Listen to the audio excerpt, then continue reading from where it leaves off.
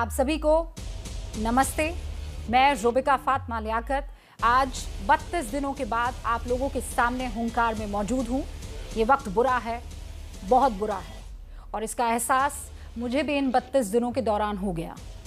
इन 32 दिनों के दौरान अस्पताल ही मेरा दूसरा घर बन गया था, क्योंकि मेरी माँ एक्यूट पैनक्रियाटाइटिस से लड़ रही थी। वो खूब लड़ी, लेकिन कुदरत को कुछ और ही मंजूर था। लेकिन माँ की इस लड़ाई में आपको पता है सबसे मजबूत किरदार किसने निभाया? अस्पताल के डॉक्टर्स ने, जिन पर मैंने आंख मूंद कर भरोसा किया। हम तो कई बार उम्मीद छोड़ देते थे, लेकिन डॉक्टर्स आखिरी वक्त तक उम्मीद नहीं छोड़ रहे थे और छोड़ते भी नहीं हैं। लेकिन डॉक्टर्स की इस सेवा के बीच आज एक परेशान खबर सामने आई। जब हम ये सोच रहे थे कि हुंकार किस विषय पर होनी चाहिए, तो ये जो साथ में मेरे तस्वीर चलती है हुई आपको दिखाई दे रही है, श्री पारस अस्पताल की। इसमें जो कुछ भी डॉक्टर ने किया है, उसने हम सबको परेशान किया। आगरा के इस श्री पारस अस्पताल के संचालक का एक वीडियो वायरल हुआ है। इस वीडियो में वो ये दावा कर रहे हैं कि उन्होंने जानबूझकर मरीजों को जो ऑक्सीजन दी जा रही थी उसकी सप्लाई रोक दी। आप सोच सकते हैं? मैं फिर कह रही हूं, 32 दिन अस्पताल में थी। एक सेकंड के लिए, मेरी मां भी वेंटिलेटर पर थी, एक सेकंड के लिए भी अगर ऑक्सीजन की सप्लाई रुक जाती, खुदा ना खास्ता जो दिन मुकर्रर था उससे पहले कुछ हो जाता। यह किया गया श्री पारस अस्पताल में, और ऐसा करने से 22 मरीज छट गए, ये कह रहा है संचालक। कोई अस्पताल ये कैसे कर सकता है? मरीजों के विश्वास को कैसे तोड़ सकता है? इस मामले में यूपी सरकार ने अस्पताल को सील करने की कार्रवाई शुरू कर दी, और वो भी तब जब एबीपी नेटवर्क, एबीपी गंगा की रिपोर्ट लगातार ऑन एयर होती रही। आगरा की यह घटना राजनीतिक रंग ले चुकी है। राहुल गांधी ये कह रहे हैं कि बीजेपी सरकार में मानवता और ऑक्सीजन दोनों की भारी कमी है। दूसरी तरफ बीजेपी राजस्थान में 5 साल की एक बच्ची के पानी की कमी से मौत हो जाने पर राहुल गांधी से सवाल पूछ रही है, और आज के हुंकार इसी मुद्दे पर। लेकिन मैं चाहती हूं इस रिपोर्ट को आप देखें, आंख और कान खोल कर देखें।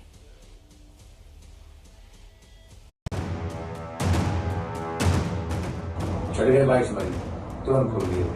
उसका जांच आ रहा है, जांच जैसे उसका कंप्लीट हो जाएगा बता देंगे। कलंकित करने वाला मामला सामने आया कि इनको प्रशासन पूरा बचाने की कोशिश करे। क्या आगरा के पारस अस्पताल में मॉक ड्रिल के नाम पर 22 मरीजों की जान ले ली गई? ये खौफनाक बात कोई और नहीं बल्कि खुद अस्पताल के संचालक कर रहे हैं। एक वायरल वीडियो में पारस अस्पताल के संचालक डॉक्टर अरिंजय जैन दावा कर रहे हैं कि ऑक्सीजन की कमी होने पर कुछ देर के लिए सप्लाई रोक दी गई। बताया जा रहा है कि ये वायरल वीडियो 28 अप्रैल का है। जिनकी ऑक्सीजन बंद हो सकती है, जो बिल्कुल ही डेडलाइन पे है। एक ट्रायल मार दो दोपहर में, एक मॉक ड्रिल करके देख लो, समझ जाएंगे कौन सा मिलेगा कौन सा नहीं मिलेगा। सही बात है, सही बात है। एक मॉक ड्रिल करी हमने सुबह 7 बजे, मॉक ड्रिल हुई, सब दोषी बन गए। ये किसी पता नहीं, ये मॉक ड्रिल कराई, शून्य कर दिए सबके। फिर चढ़ गए 22 मरीज, तुरंत खोल दिए। हालांकि वीडियो वायरल होने के बाद अस्पताल के संचालक मरीजों की छटाई का दूसरा मतलब समझा रहे हैं। आगरा प्रशासन भी ऐसी घटना से इनकार कर रहा है। हमने 7 नहीं कहा है, मैंने ये कहा कि 7 बजे मॉक ड्रिल की गई, जिसमें 22 मरीज छट गए। छट गए माने वो मरीज थे जो बहुत क्रिटिकल थे, जो हाई फ्लो पर थे, बाईपैप पर थे, वेंटिलेटर पर थे, जिनकी ऑक्सीजन से बिल्कुल कंप्रोमाइज नहीं किया जा सकता था। यह जो 22 यहाँ दिखाया जा रहा है, प्राइमरली यह संख्या वैसे पेशेंट्स हैं वहाँ जो उनके क्रिटिकल हैं, क्योंकि पारस हॉस्पिटल में आईसीयू के लिए काफ़ी उनके पास बेड्स थी और काफ़ी उनके पास आईसीयू के पेशेंट्स इस तरह के थे। अतः इस बात में कि 22 लोगों की डेथ हुई कोई सत्ता नहीं है, लेकिन फिर भी आज जो वीडियो कुछ प्रचारित किया जा रहा है, इसको ठीक से एक बार अध्ययन कर लिया जाएगा और इसमें जो भी आगे कार्रवाई किया जाएगा। इस घटना को लेकर कांग्रेस को बीजेपी पर निशाना साधने का मौका मिल गया है। प्रशासन भले ही ऑक्सीजन की कमी की वजह से मरीजों की मौत से इनकार कर रहा है, लेकिन राहुल गांधी ने आरोप लगाया कि बीजेपी की सरकार में ऑक्सीजन और मानवता दोनों की भारी कमी है। प्रियंका गांधी ने भी पूछा कि आगरा की घटना का जिम्मेदार कौन है। कलंकित करने वाला मामला सामने आया है कि कैसे आगरा के एक अस्पताल में 22 लोगों की इसलिए मौत हो गई क्योंकि उनके ऊपर मॉक ड्रिल हो रही थी। क्या जिन लोगों की सांसें ऑक्सीजन, कृत्रिम ऑक्सीजन पर निर्भर हैं, उनके साथ ऐसा भद्दा मजाक किया जा सकता है? इस मॉक ड्रिल के चलते जिन 22 लोगों की मौत हुई उसका हिसाब कौन देगा? ये एक शिकायत आया था कि वहाँ पर ऑक्सीजन देने में कोई कमी आई थी, पारस हॉस्पिटल नाम है, उसका जांच आ रहा है। जांच जैसे उसका कंप्लीट हो जाएगा बता देंगे। कांग्रेस जहां आगरा की घटना को लेकर बीजेपी को घेर रही है, वहीं बीजेपी राजस्थान के जालौर की घटना को लेकर कांग्रेस सरकार पर सवाल उठा रही है। जालौर के रानीवाड़ा में पानी नहीं मिलने से 5 साल की मासूम बच्ची ने दम तोड़ दिया और बच्ची की बुजुर्ग नानी बेहोश हो गई। ये घटना रविवार की है। मासूम अंजलि सिरोही से रानीवाड़ा इलाके में अपने घर आ रही थी। बस नहीं मिलने की वजह से दोनों पैदल ही जा रहे थे। तेज गर्मी में करीब 20 से 25 किलोमीटर पैदल चलने के बाद पानी नहीं मिलने से बच्ची की मौत हो गई। इस घटना को लेकर सूचना प्रसारण मंत्री प्रकाश जावड़ेकर ने गहलोत सरकार पर निशाना साधा।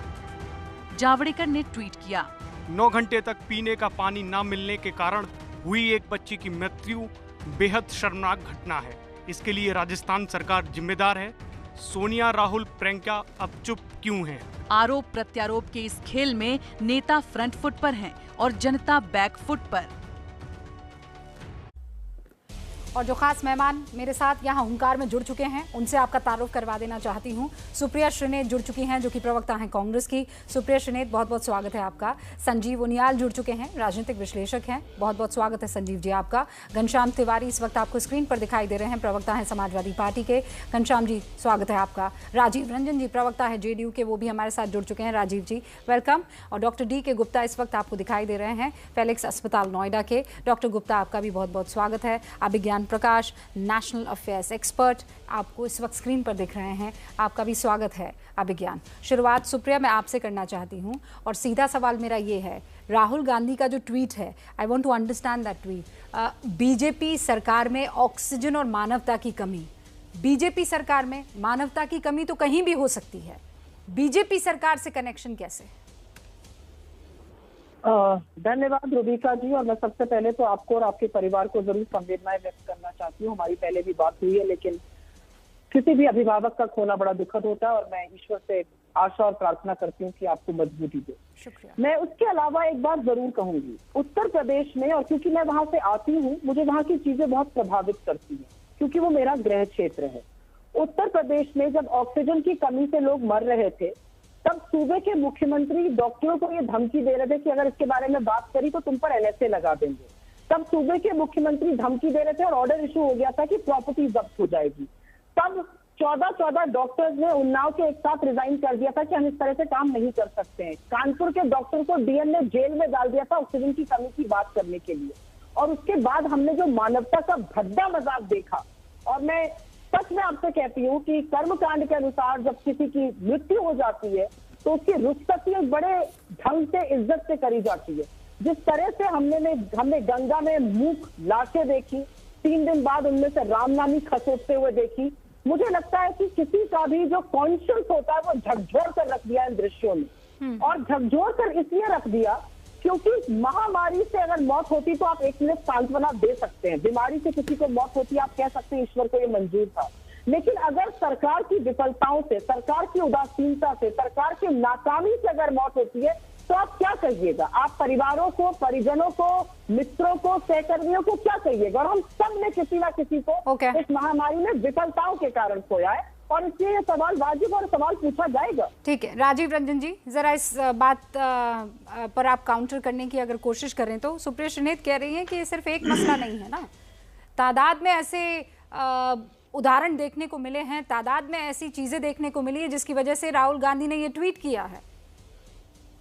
देखिए, सबसे पहली बात तो ये है कि ये भारतीय जनता पार्टी बनाम कांग्रेस हर मसले को जिस तरह से ये लोग सियासत का बदरंग चेहरा बनाते हैं, मुझे लगता है इससे कहीं ना कहीं उन मृतकों के परिजनों को क्या पीड़ा होती है ये शायद ये नहीं समझता।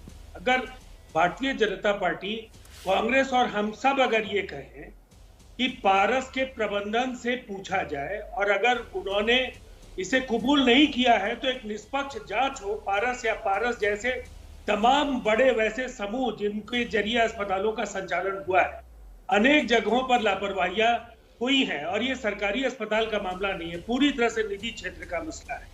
इसीलिए ऐसे सवालों पर अगर जिसने ये आपराधिक कृत्य किया है उसकी बजाय नरेंद्र मोदी जी, योगी जी, राहुल गांधी जी, मुझे नहीं लगता इससे किसी को न्याय मिल पाएगा।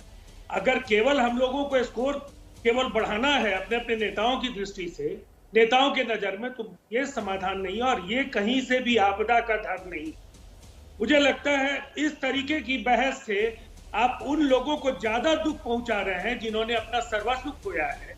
और मैं, रूबिका जी, चूंकि आपने सवाल सीधे पूछा, आप खुद जानती हैं जिस दुख को आपने झेला है, शायद जीवन में आप इससे उबर नहीं पाएंगे। किसी भी स्वजन और अपनी मां को खोना, मुझे लगता है इससे बड़ा कुछ भी नहीं हो सकता है।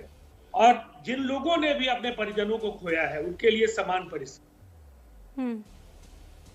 ठीक है राजीव जी, मैं आपकी बात से इसे लेकर अग्री करती हूँ कि उन लोगों के लिए बड़ा, सुप्रिया जी समझ रही हैं आप कि इसमें जब राजनीति आती है ना तो बहुत दुख होता है। एक डॉक्टर है जिसने ये कृत्य किया है, संचालक है इनफैक्ट जिसने ये कृत्य किया है, उसने कहा कि ऑक्सीजन बंद कर दो, मॉक ड्रिल करते हैं। इसमें जब राजनीति आती है तो फिर ज्यादा दुख होता है। नहीं रूबिका जी, मैं बहुत रिस्पेक्ट जाती है मॉक ड्रिल, मैं बिल्कुल कहती हूँ जिसने ये काम किया है वो कलंक है समाज के नाम पर, उसको तो जितनी कड़ी से कड़ी सजा मिले कम है। लोगों ने अपने परिजनों को खोया क्योंकि इस बंदे ने मॉक ड्रिल किया है। उन लोगों के साथ मॉक ड्रिल जिनकी कृत्रिम सांसें उन ऑक्सीजन पे चल रही थी जो मिल रहा था। इसके साथ तो जितना ये विभक्त दिमाग का आदमी है इसके साथ बहुत बुरा भगवान करेगा, कानून तो करेगा ही। लेकिन मैं पूछना चाहती हूँ, क्या प्रचुर मात्रा में ऑक्सीजन मिल रहा था अस्पतालों को? क्या ऑक्सीजन की बेड में 36% गिरावट नहीं हुई थी सितंबर 2020 से लेकर जनवरी 2021 तक? और अगर नहीं हुई थी तो ये डिबेट का कोई मायना नहीं है, लेकिन हुई थी 36% संजीव उनियाल हुई ऑक्सीजन बेड पर। ओके, संजीव उनियाल जी। रूबिका जी, सुप्रिया श्रीनेत कह रही हैं कि ऑक्सीजन की कमी नहीं थी क्या? जननी का, हाँ रूबिका, सर्वप्रथम जननी का बिछुड़ जाना बालिका से, चाहे वो जितनी बड़ी, जितनी सक्सेसफुल, जितनी जबरदस्त एंकर हो, पूरे भारतवर्ष क्या पूरे संसार में जिनकी टंकार बजती हो, अगर उनकी भी माताश्री चली जाती हैं या माताश्री की आंखों के सामने, वो रूबिका आज भी एक छोटी सी बच्ची मात्र थी।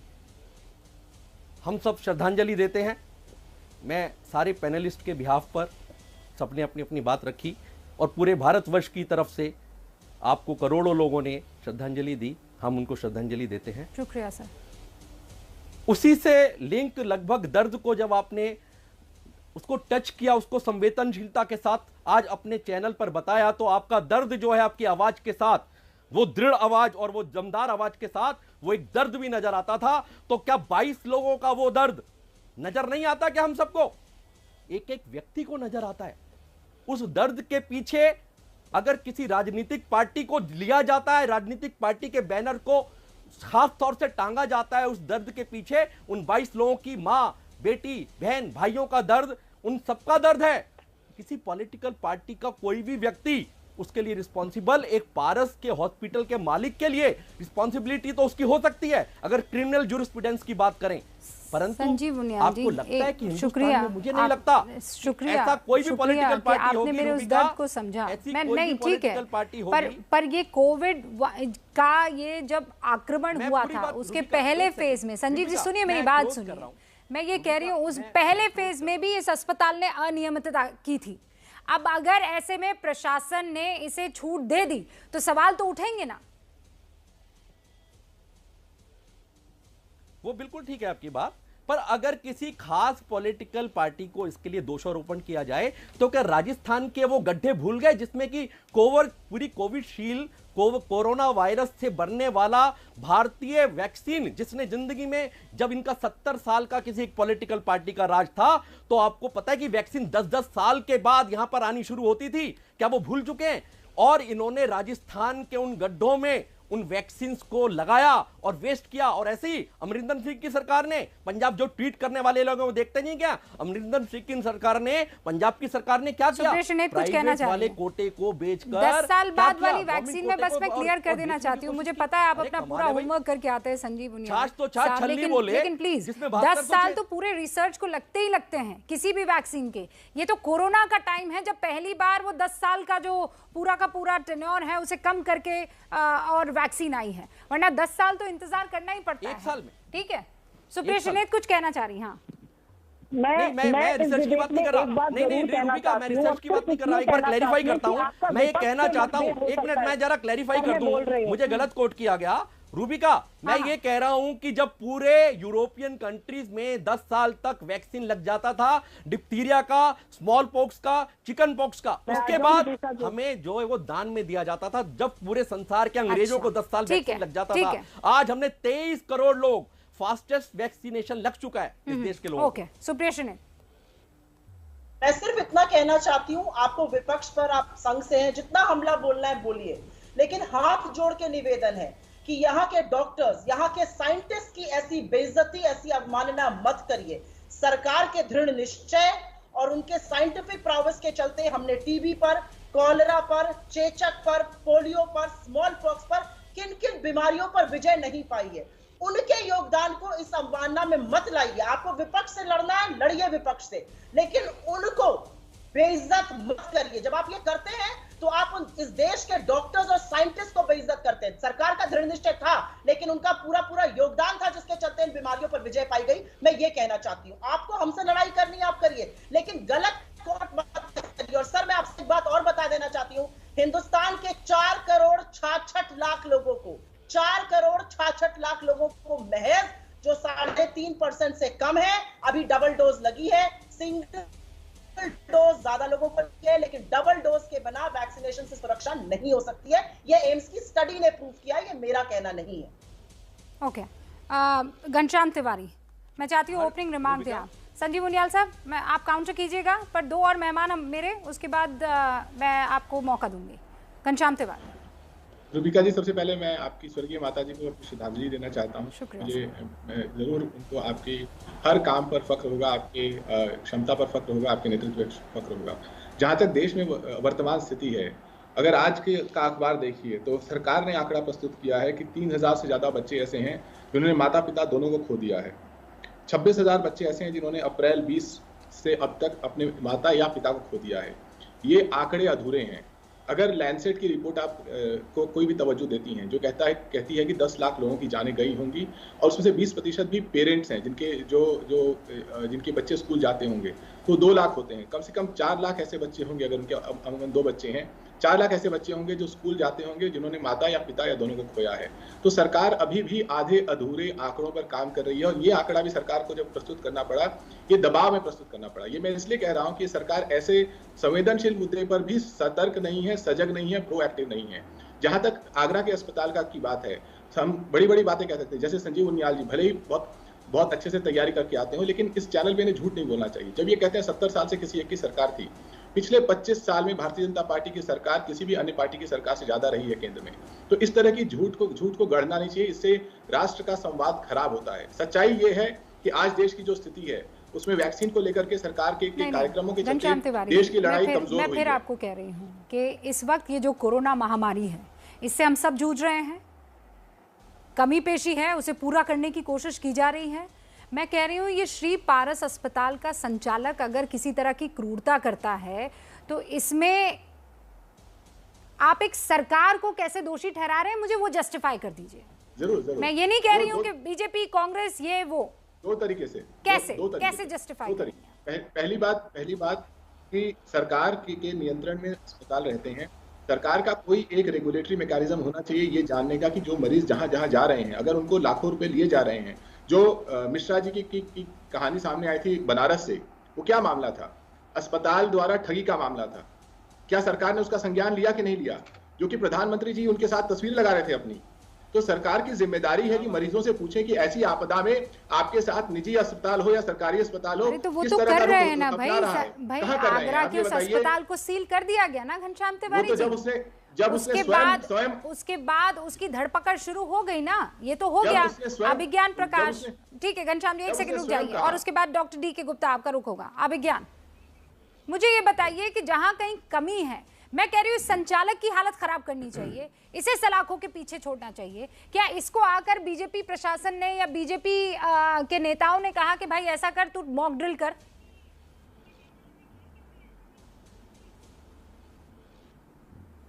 First of all God bless you Rubika, सीधे पॉइंट पे आते हैं। देखिए, हम सब ये जानते हैं और ये वाइडली रिपोर्ट हुआ कि किस तरह से हॉस्पिटल्स ने मनमानी की, इसमें तो कोई दो राय नहीं है। और इंपॉर्टेंट क्या है यहां पर, मैं अग्री करता हूं आपसे, इंपॉर्टेंट कांग्रेस बीजेपी नहीं है। इंपॉर्टेंट ये है कि अब आप आइडेंटिफाई करिए, पहचानिए और set an example of punishment, set an example of punishment उन अस्पतालों के लिए जिन्होंने इस आपदा में, विपदा में, त्रासदी में इस तरह की हरकतों की अनुमति दी, क्योंकि ये प्राइवेटाइज्ड हेल्थ केयर है और मुझे कहने में 1% भी हिचकिचाहट नहीं है कि ये बिजनेस मॉडल पे ऑपरेट करता है, अर्थात पैसे कमाने के व्यावसायिक मॉडल्स पर ऑपरेट करते हैं, पैसे कमाने के मॉडल पर। एक प्राइवेट अस्पताल के संचालक इस वक्त हमारे साथ यहाँ बैठे हुए हैं, फिलिक्स अस्पताल के डॉक्टर डी के गुप्ता। सर, चारों तरफ से उंगलियां आपकी तरफ है, नॉट जस्ट यू, मतलब मैं ये नहीं कह रही हूँ पर्सनल लेवल पर, आपके लिए आपकी सोशल सर्विस को सबने देखा है, पर ये जो प्राइवेट कहते हैं ना कि अस्पतालों ने जो एक मॉडल तैयार कर लिया है, ऐसा कैसे कोई सोच सकता है कि छांट दो, बंद कर दो 5 मिनट के लिए, सुबह 7 बजे ऑक्सीजन, इतना क्रूर चेहरा जिन्हें हम भगवान कहते हैं। रूबिका जी, पहले तो मैं अपनी तरफ से, सारे देशवासियों की तरफ से आपकी पूज्य माता जी की हार्दिक श्रद्धांजलि हम लोग अर्पित करते हैं। और आपसे मेरी बातचीत होती रही थी, उस समय याद होगा आपको, आप किन परिस्थितियों में गुजर रही थी और शायद आपने कई दिनों से मुझसे बात ही नहीं करी, बस आप इस स्थिति में नहीं थी कि किसी से भी बात कर सकें। तो मैं समझ सकता हूँ कि अपनों को खोने का डर क्या होता है, अपनों को खोने का दर्द कितना होता है, और चाहे जो मरीज 22 मरीजों की मृत्यु हुई है, उनके परिजनों की क्या हालत होगी, क्या उनकी मनस्थिति होगी, किस तरह से वो अपने आप को दोष दे रहे होंगे कि क्यों मैं इस अस्पताल में लेके गया। तो इस घटना की जितनी भर्त्सना करी जाए, जितनी निंदनीय है, ये घोर पाप है और इसके लिए अक्षम्य है ये, इसके लिए जो कड़ी से कड़ी सजा देनी चाहिए, सो दैट एक सही, मैं बोलूंगा हमारे जो अभिज्ञान जी से, कि ऐसा एक कुछ हम लोग एग्जाम्पल सेटअप कर रहे हैं कि दोबारा कोई इस तरह की हिमाकत ना कर सके, उसकी रूह को आप जाए अगर इस तरह का कोई इंसिडेंट होता है, ऐसा कोई होता है। तो इसमें हम लोग कोई सपोर्ट नहीं करते किसी प्राइवेट हॉस्पिटल को, किसी पब्लिक सेक्टर को, बट डेफिनेटली कहीं ना कहीं सरकार को, प्राइवेट सेक्टर को मिलकर काम करना पड़ेगा, बिकॉज इतनी बड़ी जनसंख्या 140 करोड़ की, इसमें अकेले सरकार पूरी नहीं, पर ज्यादातर पैनलिस्ट ये कह रहे हैं ना कि मिलकर काम नहीं, प्राइवेट अस्पतालों पर लगाम लगानी पड़ेगी, क्योंकि जिस तरीके से पैसा छापने की मशीन बन गए हैं प्राइवेट अस्पताल, कि अगर एक प्राइवेट अस्पताल में किसी तरह की क्रूरता होती है, जैसी आगरा के श्री पारस अस्पताल में, संचालक खुद कैमरे पर मोबाइल रिकॉर्डिंग में ये कहते हुए पकड़ा गया है कि ऑक्सीजन नहीं मिल रही थी, तो क्या करते? तो हमने मॉक ड्रिल कर दी, छट जाएंगे लोग, जिनको मरना होगा मर जाएंगे, जिनको जीना होगा जी जाएंगे। हालांकि शब्दों का चयन ऐसा था कि आज की तारीख में आप ये नहीं कह सकते डॉक्टर मुकर रहा है, वो संचालक मुकर रहा है, वो क्या कह रहा है, छटने का मतलब ये कि ये ज्यादा सीरियस पेशेंट है।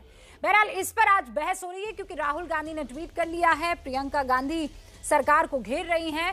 अभी इस वक्त जो खास मेहमान मेरे साथ मौजूद हैं, उनके सामने सवाल यही है कि आप और हम जब अस्पताल के चक्कर लगा रहे हैं, तब राजनीति कितनी जायज़ है। सुप्रिया श्रीनेत, राजनीति इसलिए भी यहाँ पर हुई क्योंकि राजस्थान में एक 6 साल की बच्ची अपनी 60 साल की नानी के साथ इतना लंबा चली कि प्यास से मर गई।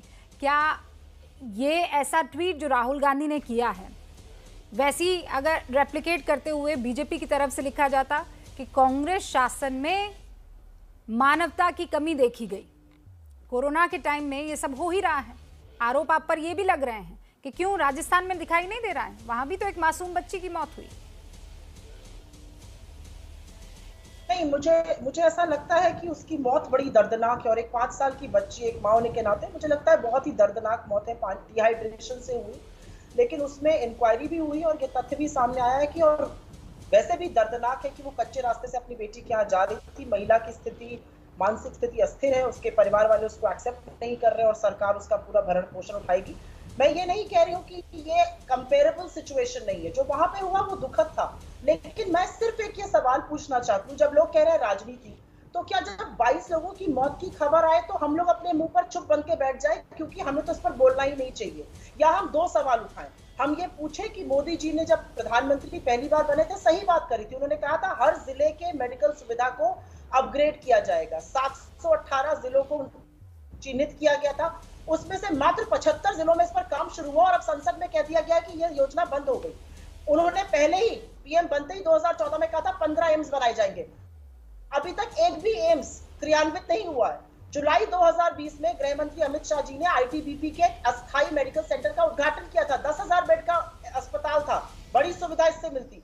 27 फरवरी को इस साल उस सेंटर को बंद कर दिया गया और ये उस समय काम आ सकता था दूसरी लहर के दौरान। उनियाल, अब इसका जवाब आपको देना है कि ये सवाल जो उठ रहे हैं वो तो जायज है ना कि भाई आपने जो वादे किए थे वो वादे अब तक पूरे होते हुए क्यों नहीं दिख रहे हैं, लेकिन आप अपनी बात कहें उससे पहले सुप्रिया जी एक सेकंड संजीव जी एक सेकंड सुप्रिया जी, लेकिन यही संवेदना जो इस वक्त आप प्रकट कर रही है राहुल गांधी, प्रियंका गांधी, राजस्थान के केस में ये संवेदना क्यों नहीं प्रकट होती, वो उत्तर प्रदेश के केस में ही क्यों प्रकट होती है?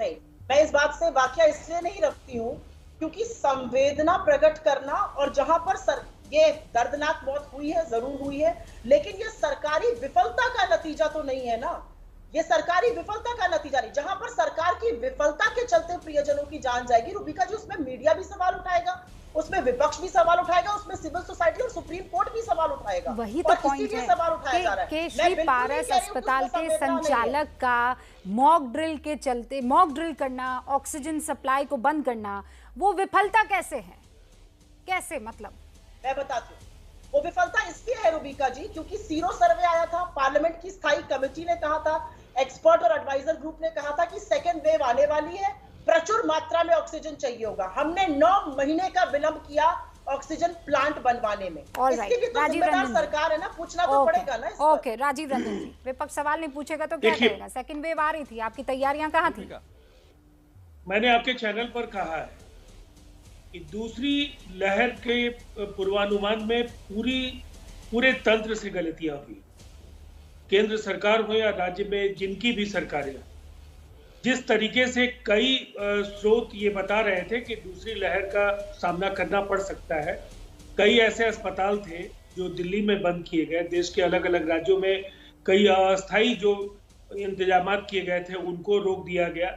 और साथ साथ ऑक्सीजन को लेकर के मैं इस बात से सहमत हूँ कि ऑक्सीजन की उपलब्धता को लेकर के जो आज प्रश्न खड़े हो रहे हैं वो बिल्कुल सही है। ऑक्सीजन की पर्याप्त आपूर्ति अगर हुई होती तो पहले चरण में, दूसरे चरण की शुरुआती दौर में इतनी मौतें नहीं हुई।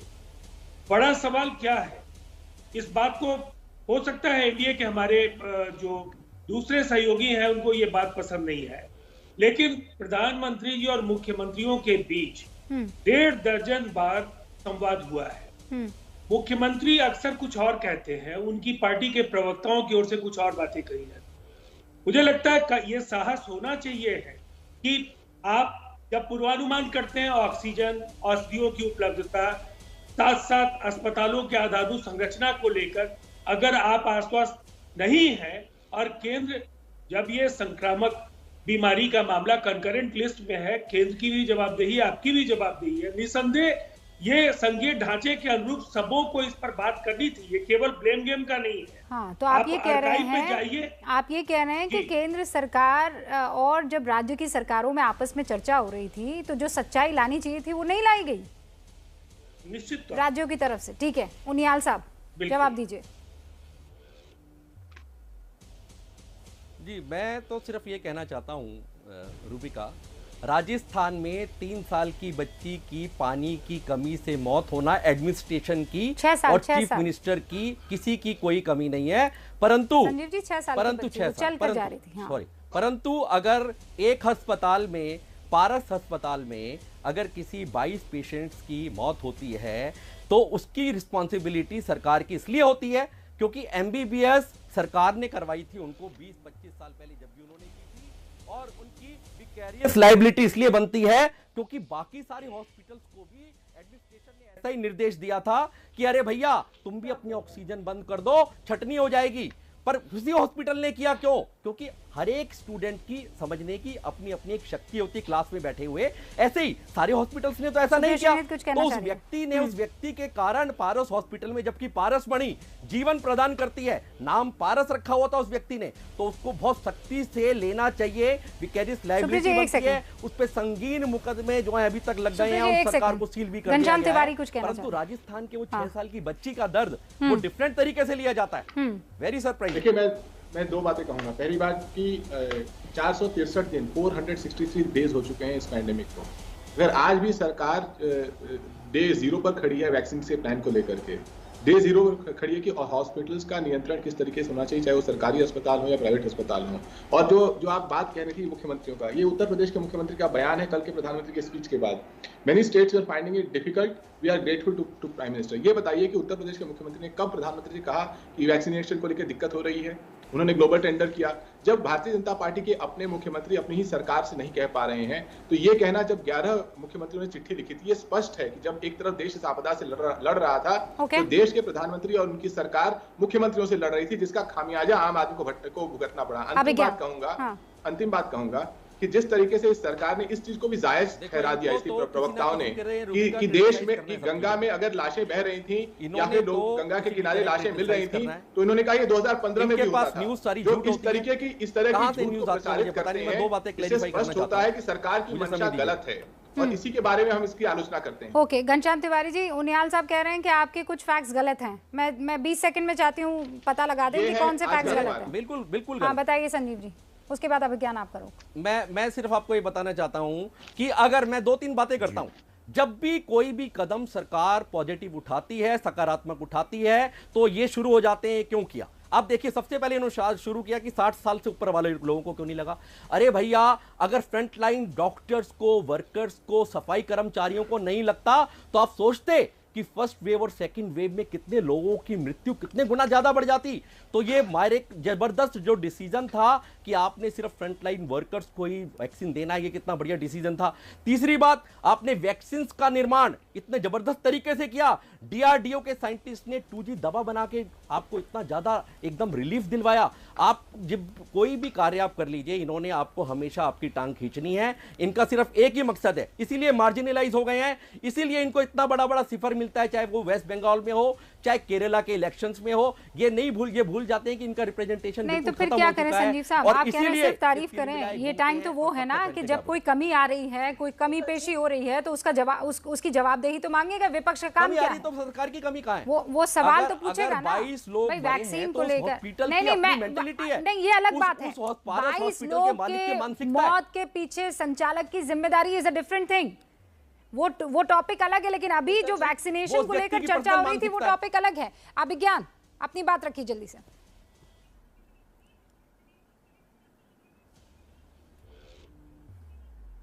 हाँ, बिल्कुल संक्षिप्त में रख दूंगा, इसलिए क्योंकि हम जिस हिंदुस्तान से गुजर रहे हैं इस वक्त रूबिका, उसमें यह साबित हुआ है कि हमारे हेल्थ केयर को कितना बेहतर होने की जरूरत है। Absolutely. और साथ में ये भी स्पष्ट है कि वो बेहतरी जो है वो प्राइवेट पार्टिसिपेशन से होगी और सरकार का तो खैर बहुत बड़ा उसमें रोल होगा, योगदान होगा। इन दोनों बातों को ध्यान में रखते हुए पारस की घटना को, जो कि बहुत ज्यादा शर्मनाक है हेल्थ केयर सिस्टम के रिफ्लेक्शन पर, उसको एक उदाहरण सेट करना पड़ेगा इसके बाद कि इस तरह की आपदाओं में जब लोग बेड और ऑक्सीजन के लिए परेशान घूम रहे हैं तो अस्पताल उनको कैसे ट्रीट करे, ऐसे ना ट्रीट करे। ये है सबसे बड़ा पॉइंट जिसका लेसन इतनी दर्दनाक घटना से लिया जा सकता है मेरे हिसाब से। ओके, डॉक्टर गुप्ता, पिछली बार भी अभिज्ञान जो बात कह रहे थे उसके बाद आप ही का रुख होना था, बिकॉज आप रिप्रेजेंट भी करते हैं, एक उस फ्रेटर्निटी को रिप्रेजेंट करते हैं कि सरकारी अस्पताल में जाने से डरते हैं कि वहाँ पर हालात पता नहीं बेड मिलेगा कि नहीं मिलेगा, हालात ठीक हो पाएंगे या नहीं हो पाएंगे। लेकिन अगर प्राइवेट अस्पताल में जाते हैं तो भाई साहब कब 7 बजे आपकी ऑक्सीजन बंद कर दी जाए क्योंकि संचालक साहब का मूड हुआ पता लगाने का, मॉक ड्रिल करने का, मतलब फिर आदमी जाए तो जाए कहाँ? देखिए, मैं अभिज्ञान जी की बात से बिल्कुल सहमत हूँ। इसमें जितनी कड़ी कार्रवाई करी जाए उतनी कम है, जितना बड़ा इनको पनिशमेंट दिया है उतना कम है। एक एग्जाम्पल सेटअप करना चाहिए कि इस तरह की घटना की पुनरावृत्ति ना हो सके। लेकिन मैं फिर बोलूंगा कि सारे हॉस्पिटल संचालक ऐसे नहीं है। ऐसे भी संचालक थे, मैं देख रहा था जहाँ की ऑक्सीजन कमी हो रही थी तो हॉस्पिटल के संचालक की सांस फूल रही थी। वो लोग कैसे अरेंज कर रहे थे? हम लोग अपने हॉस्पिटल से हमने सिलेंडर्स बांटे थे, दूसरों को पहुंचाया था। रात के 2-2 बजे डीएम, एसएसपी, कमिश्नर सारे मिलके बैठ जा रहे थे ऑक्सीजन प्लांट पे, सप्लाई दिलवा रहे थे। चीफ सेक्रेटरी मिलके सब मिलके प्रॉब्लम को सॉल्व करने की कोशिश कर रहे थे। तो ऐसा नहीं, सिस्टम सारा ठीक था, बट कहीं ना कहीं हर समुदाय में, हर कम्युनिटी में 1-2 लोग ऐसे होते हैं जो गलत होते हैं। उनको हमेशा निंदा उनकी करनी चाहिए, हमेशा उनको ऐसा कर देना चाहिए कि दोबारा कोई दूसरा हिम्मत ना कर सके। और दूसरी बात एक और बोलूंगा मैं, एक बात और बोलूंगा। हाँ ठीक है, पहले अपनी बात रखिए। इस महामारी में राजनीति करने की जरूरत नहीं है। हमें इस समय डिस्कशन ये करना चाहिए पक्ष और विपक्ष को कि तीसरी वेव को हम कैसे रोकें, कैसे हम वैक्सीन प्रोग्राम को बड़ा करें, कैसे हम हर घर में वैक्सीन पहुंचाएं, कैसे हम हर बच्चे को इनोकुलेट करें, सो दैट तीसरी वेव ना आए। अगर आए तो मिनिमम डेंट पड़े हमारे हेल्थ केयर सिस्टम पे। ऐसी दोबारा त्राहिमाम ये हो पाएगा कभी कि आप संजीव उनियाल और राजीव रंजन जी एक प्लेटफॉर्म पर होंगे कि किसी तरह बचाना है देश को? बाद में करेंगे। मैं डॉक्टर साहब की इस बात से और सार्वजनिक जीवन में होने के नाते अपना दिल पे हाथ रख के कहती हूँ, डिस्कशन बिल्कुल थर्ड वेव के लिए होना चाहिए। इस समय प्रीमैच्योर सेलिब्रेशन, अपनी पीठ थपथपा के सीना ठोक के हम तो जीत गए, बिल्कुल नहीं करना। और कुछ सरकारें ये गलतियां फिर से कर रही हैं, उसमें से उत्तर प्रदेश सरकार है। आप देश के सबसे पॉपुलर स्टेट हैं, आपने सिर्फ 35 लाख लोगों को वैक्सीनेट किया। ज्यादा लोगों को वैक्सीनेट करिए, जान बचाइए। जो हमसे हो पा रहा है हमसे कहिए, हम करेंगे। लेकिन हमारे सुझावों को दरकिनार करके आप कैसे चलिएगा? और मैं एक बात भूमिका आपके माध्यम से जरूर सरकार को ये बोलना चाह रही हूँ कि वैक्सीनेशन की किल्लत क्यों हुई इस देश में। ये सबसे बड़ा निर्माता है दुनिया में वैक्सीनेशन का देश में। सर आप एक मिनट शांत हो जाइए। आप कैसे आ जाओगे? आपने जनवरी 2021 तक वेट किया वैक्सीन का ऑर्डर देने के लिए। आपने पूरे देश के लोगों ने दुत्कार दिया हर स्टेट से, आप कैसे आ जाओगे? मैन्युफैक्चरर्स को ऑर्डर दिया आपने, उसके बाद सिर्फ एक फॉरेन मैन्युफैक्चरर को अभी तक अनुमति दी है, दूसरा कोई आया नहीं है। कहां से आएगी? 23 करोड़ लोगों को वैसे ही वैक्सीनेशन लग गया। आर्बिट्ररी और इरेशनल बोल रहा है। 23 करोड़ को नहीं लगा, 4 करोड़ वैसे ही वैक्सीनेशन लग गया। झूठ बोलना तो बंद कर दीजिए। झूठ बोलने से हम इस बीमारी से नहीं लड़ पाएंगे। ये वायरस है। 23 करोड़ लोगों को वैक्सीनेशन लग चुका है। वायरस से तो साथ मिलकर लड़िए। ये वैसे ही लग गया। अपने देश को हमेशा डिग्रेड करना, हमेशा प्रूफ मांगना, सर्जिकल स्ट्राइक से लेकर हर चीज का प्रूफ मांगना, आपकी जो है वो वृत्ति बन गई है। और इसको आप मेंटेन रखिएगा। ये कारगर कर रहा है ये वाला कार्य आपका। अस्पतालों की आपकी ये वाली रणनीति बहुत अच्छा रिजल्ट आ रही है। आपकी जब व्यक्ति जो है कोई परीक्षा देता है तो उसकी परीक्षा परिणाम बताती है कि वो कितनी बढ़िया उसने मेहनत करी है। आपके जो एक पॉलिटिकल पार्टी का परीक्षा परिणाम, उसका रिजल्ट होता है कितने स्टेट में वो काम कर रहा है, कितने स्टेट में एग्जिस्ट कर रहा है। इसी से पता लग रहा है, इसी से पता लग रहा है कि लोग किसके साथ हैं। आप इसी लाइन को पकड़े रखिए, इसी लाइन ऑफ आर्ग्यूमेंट को पकड़े रखिए, इससे बिल्कुल मत डगमगाइए। देश में हर व्यक्ति ने अपने आप इसी से मत डगमगाइए। देश पर हमेशा प्रश्न करिए, नई नई टूल किट पैदा करिए, सर्जिकल स्ट्राइक के प्रूफ मांगिए, उस टूल किट में आप देश को बदनाम करने का काम करिए और कहिए 23 करोड़ नहीं 2 करोड़ लोगों को वैक्सीनेशन लगा है। इस तरह की नेगेटिव बातें पूरे संसार में जाकर करिए। आपको संसार में ये डंका बजाइए जाके, पर पूरा संसार जानता है। फ्रांस के प्राइम मिनिस्टर ने भी बोला कि मोदी जी को दिखाने की जरूरत नहीं, अंगूठे बहुत काम करते हैं। भारतीय जनता पार्टी का रिप्रेजेंटेशन नहीं है, इसलिए आप बोल पा रहे हैं। मैं भारतीय जनता पार्टी का रिप्रेजेंट नहीं कर पा रहा हूँ, परंतु मैं एक यहाँ से शुरू नाते कह रहा हूँ, कृपा करके संजीव जी मैं यहाँ से शुरू मत करिए। सुनिए, आप मेरी बात सुनिए। मैं यहाँ से शुरू हुई, देश को बदनाम मत करिए, और घूम के हुंकार में एंड में वहीं पहुँच गई। कितनी संवेदनशील, पता है ना कैसे पहुंची? भाई क्या कहा? अभी डॉक्टर गुप्ता ये कह रहे थे कि राजनीति नहीं होनी चाहिए, तीसरी वेव को लेकर आपस में मिलकर काम करना चाहिए विपक्ष को और सरकार को। आप दोनों आज भी आपस में बैठकर चर्चा नहीं करना चाहते, एक दूसरे का चेहरा तक नहीं देखना चाहते, तो कैसे फिर देश जो है वो तीसरी छोड़िए दूसरी से निकल पाएगा?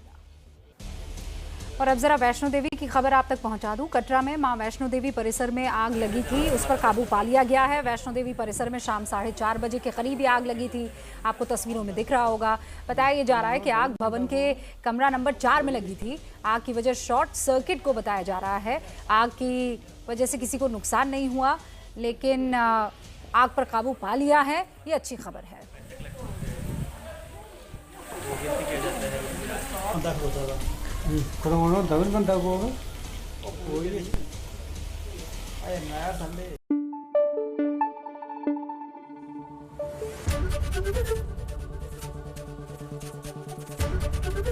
ABP न्यूज आपको रखे आगे।